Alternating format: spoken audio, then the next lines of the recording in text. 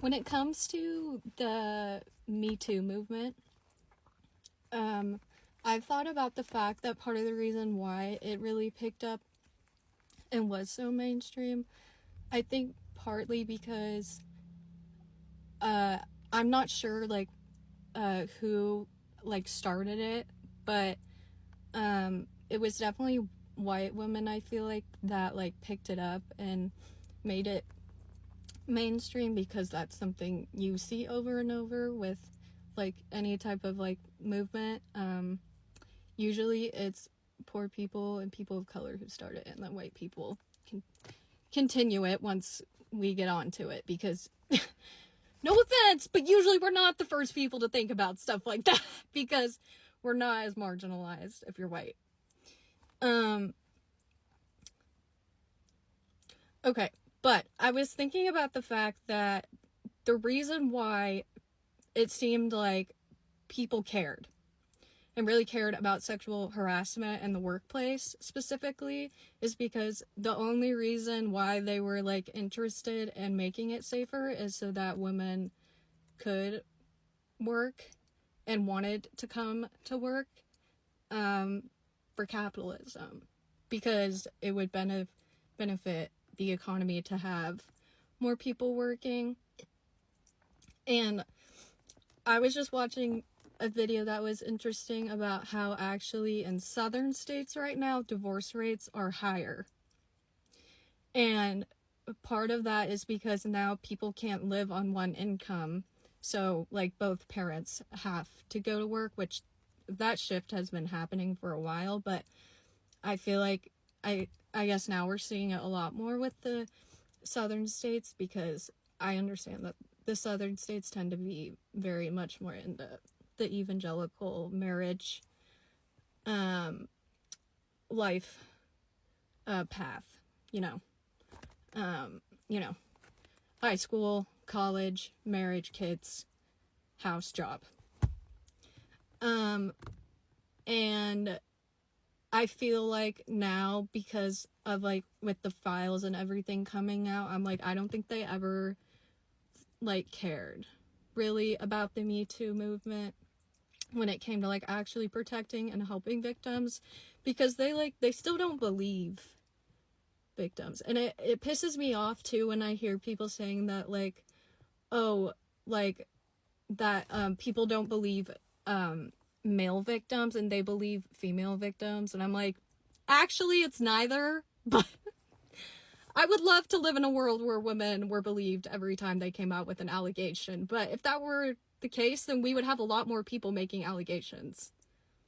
But like there's still too much stigma to come out, and like if you like live in the global north, or like you're in a western country, like, and if like you're like in the decentering men movement, I think it's hard. Sometimes I have to remind myself that we're in such a small like part of like humanity, I guess, because most of the world, like if you think about patriarchy as like a spectrum, like patriarchy's over here, and then like this is like decentering, or like even like farther would be, I guess, 4B. Most people are like in that patriarchy.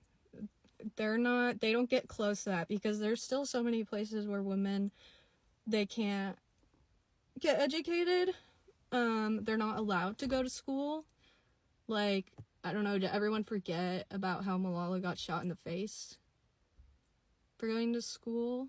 I feel like that was something everyone really brushed past. I remember hearing about that story growing up, and I found it odd how everyone around me was responding to it. Like, it wasn't like that big of a deal, because I'm just like, everyone has more access to education here. I would say at least when I was growing up, but like still now I feel like they've set up this system where like both parents have to go to work to provide, But now the men are like, no, you guys should want to stay home and be moms and like do all this and that. And I'm like, okay, well then why don't you do it? Why don't you be the stay-at-home dad? If you think it's so easy and it's just, you're just gonna go, they're gonna go to Pilates and the farmer's market every day. Like, that's not what raising a family is like past, like, it only gets harder as they get older.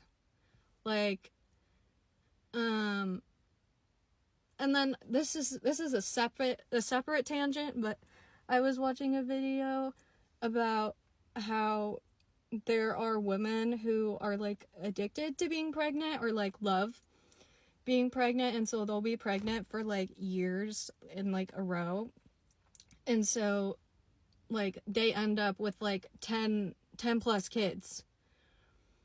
And like, that's just so crazy to me, because when you learn about child development, like, you learn that for like caretaking and like daycare, like 3 to 4 kids is pushing it for one adult.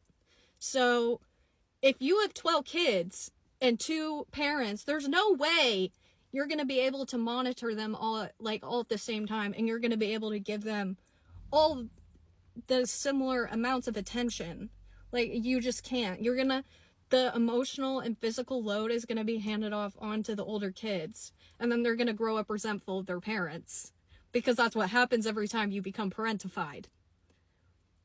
Unless there is another road that some people go down, where they go so far into being parentified that they will like double down on the fact that like it was fine and it's what they wanted to do. But I digress. I think it's very selfish, in my opinion, to do that. Like, people need to stop. Like, you're just gonna do it because it feels good. Like, just because if we use that logic, I'm just gonna do this because it feels good, that's not using critical thinking. That's not using your prefrontal cortex.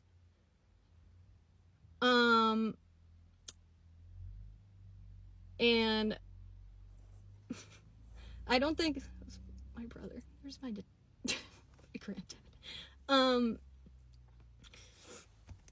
And I would like to go even further and say that some of these women who like love being pregnant all the time too, they're doing it because they love the baby stage, and then once the kids are past toddler age and they become more like separate from the parent and their identity, they stop liking it. Also because by that time the kid can talk in full sentences and ask and say no as well.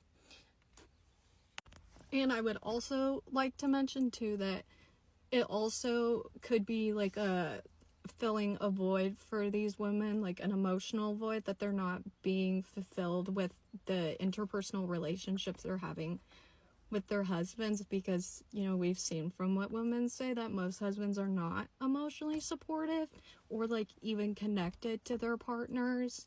So I feel like a lot of women in their marriages, they have to find some sort of feeling to fill that void.